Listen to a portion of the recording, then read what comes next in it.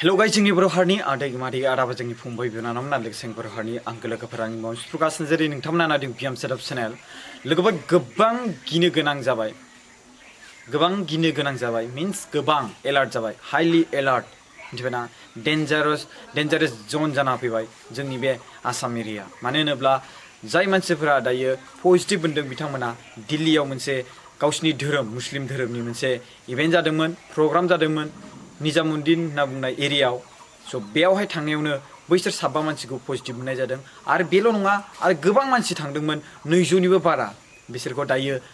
नागिरगासिनो दङ माने बबे बबे जायगानि बेखौ लिस्ट खालामगासिनो दङ आरो बिसोरखौ टेस्ट खालामगासिनो दङ लांनानै कालेक्ट खालामगासिनो दं इनफरमेसन ओ माय गड सप्तासेनि गेजेरावनो जोंनि आसामा भारतनि गेजेराव नाम्बार 1 थांगोन नामा आसुरित गिनाय फैबाय आं दायो धोरोमनि नामाव बिराद गाज्रि खामानि मावबाय बिसोरनि थाखायनो जोंनि आसामाव दायो बरबाद जाजोबसिगोन बायदि मोनबाय आङो माखासे डिटेल्स खोन्थानि आं नोंथांमोननि सिगाङावहाय लोगोफोर मैया सासे मोनदोंना बिनि मुङा जाबाय जामालुद्दिन होनना बुंदों बे कारिमगन्जनि 52 बोसोर होनना बुंदोंमोन आरो दिनै मोननाया जाहैबाय आं नामफोरखौ खोन्थानि आरशद आली नलबारिनि 19 बोसोर आरो बिनि गेजेराव हजरत आली बियो जागिरदनि 60 बोसोर आरो बिनि गेजेराव जनाब आली होनना बुंदों बिबो जागिरदनि 46 इयार्स बेबो माने 46 माने 42 बोसोर आरो बिनि जामालुद्दिनाथ' कारिमगन्जनि मैया मोनखानाय गासै टटेल 7 जाबाय आरो बिनिफ्राय बारा जाबावगोनसो बायदि होननानै बुंदों जोंनि हिमन्त बिश्व शर्मा सारा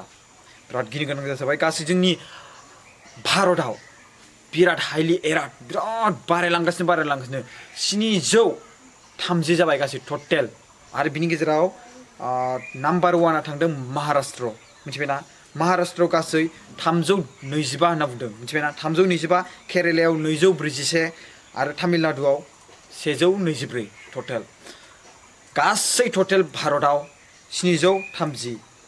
आरो बिनि गेजेरावहाय रिकभार जादों फाहामनो हानाया जादों 151 माने 151 मोनसे मोजां बेबो खौरां बेबो मोनसे माइ लेब होनना बुंनाया बे टेस्ट खालामनायाव मोनसे 1 आवारनि गेजेराव नोंनाव जुदि पजिटिभ दंना गैया बेखौ मोननो हानाय मोनसे माने मा होनो बिदिखौ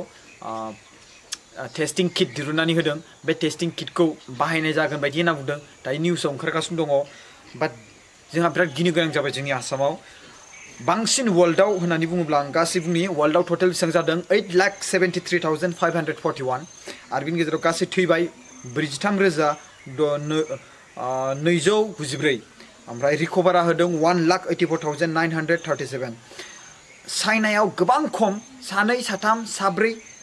5 बिदिल' जाबाय चाइनायाव 80 जन गाहाम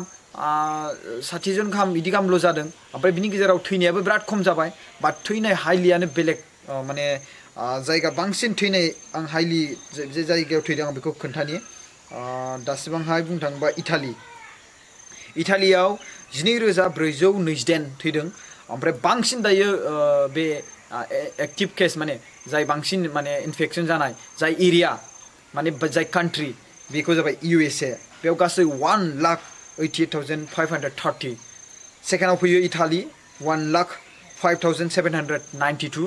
ओमफ्राय बिनि गेजेराव स्पेनाव फैयो 95,923 फैयो चाइनाखौथ' आरो बुंनांला मानो होनबा बिसोरथ' आरो गावसोरखौ बासायनो थाखाय बिसोरनाव स्रोद मेडिसिनबो थानो हागौ बिसोरनाव एन्टिडट दं जानो हागौ मानो होनब्ला गोबां खम जाबाय बिसोरनाव थैनायानो बारा गैखाया रिकभार जाजोब्बाय जेसेबांखिनि 81 जादोंमोन 81नि गेजेराव 76,052आनो रिकभार जाबाय होमबा बेसेबां दंबावो 2,161 माने 2,161ल'सै बिसनियाव गुबुन जायगायाव 1,77,226 दङ 77,635 दङ 68,200 दङ ओमफ्राय जाय माने जायगानिफ्राय ओंखारदोंमोन बे भाइरासआ बे जायगायावनो ओरैबायदि खम होमबा सानना नायदो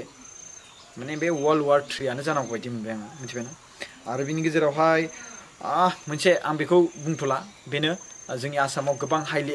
एलार्ट जाना दङ दायो जाला माला जायगायाव ओंखारनांला प्लिज आंनि रिक्वेस्ट जोंनि बर'फोरखौथ' आं स्पेसियेलि बुङो नोंथांमोना नोंसिनि जायगायावनो था दुगामारा जानानै थांनाङा आरो जुदि दुगामारा जानानै थांदोंब्ला न'आवबो फैफिननांला आरो जाय न'खरनि बिनि मानसिफ्रा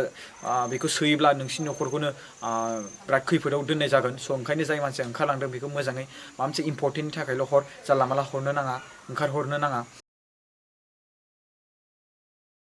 स' लोगोफोर आं नोंथांमोनखौ बेखौनो बुंनो सानो कि नोंथांमोना गावबागाव बारिनिफ्राय जानला मोनला ओंखारनांला न'निफ्राय ओंखारनांला जानला मोनला इम्परटेन्ट नङाब्ला गोनांथार नङाब्ला स' बेखौनो हुसियार जाना थाबाय था गोबां गोजान गोजान जायगानिफ्राय खामानि मावनानै आसामाव फैदों स' बे आसामाव फैनाय मानसिफ्रा प्लिज फार्स्टआव मेडिकेल चेकआप खालामग्रो ओरैनो जानला मोनला माने न'आव फैदों होननानै जानला मोनला न'आव हाबथारनांगौ बे गोनांथि नङा मेडिकेल चेकआप खालामग्रो आरो बिनि गेजेरावसो नोंथांमोना माने न'आव फैबानो जाबाय फार्स्टआव टेस्ट खालामहोग्रो ओमफ्राय बिनि गेजेराव जानला मोनला गामिफ्रावबो सोनो नाङा प्लिज आरो बिनि जायफोर मानसिफ्रा गावसोरनि न'खर जाय मानसिफ्रा खामानि मावना फैदों बेखौ न'आव सोनो मोनैनि गामियाव सोनो मोनैनि गामिनि रायजो राजाफोरजों दावराव खालामनाङा नांलायनाङा आरो गोजान जायगानिफ्राय फैनाय मानसिफोरखौ न'आव दोनखुमा नाङा बे बिराद पाप जागोन बे फुरा भारतनिनो एगेन्स्ट जागोन बिसोरबायदि मानसिया आं गोबां जोंनि बर'नि मानसिफोरखौ खोनादों बिथांमोना गावनि हौवा बा सोरबाफोर गावनि फिसालाफोर फैनायफोरखौ न' सिङाव दोनदों आरो बिनि गेजेराव माने रावनोबो खोन्थायाखै दिनैबो आं जाय जायगायाव दङ बे जायगायावबो बेफोरबायदिनो जाना दङ लोगोफोर आं बेखौनो बुङो प्लिज स्टे इनसाइड इन इउर होम एरिया आइ एम जास्ट रिक्वेस्ट आं बेखौल' बुंनो हायो नोंथांमोना फार्स्ट गावनि न'खरखौ जुदि खैफोदनिफ्राय बासायनो लुबैदोंब्ला बेनो बेस्ट अपसन आरो बेनिफ्राय आरो गैबावलिया स' दायो गोबां पलिटिकेलनि दावराव जादों जोंनि सोरबा मोननै भटार कार्ड गोनां स' आं बिनि सोमोन्दै उनावहाय आं बाथ्राखौ रायज्लायसिगोन बाट नोंथांमोना बेखौ मिथिखाबाय जानांगौ सोरनि बाथ्रा बुंदों स' प्लिज इसेबां बिनि सोमोन्दै बारा दावराव जाथ'नाङा बास भाइरासनि सोमोन्दै सानग्रो जों माबोरै बासायगोन थेंक इउ स' माच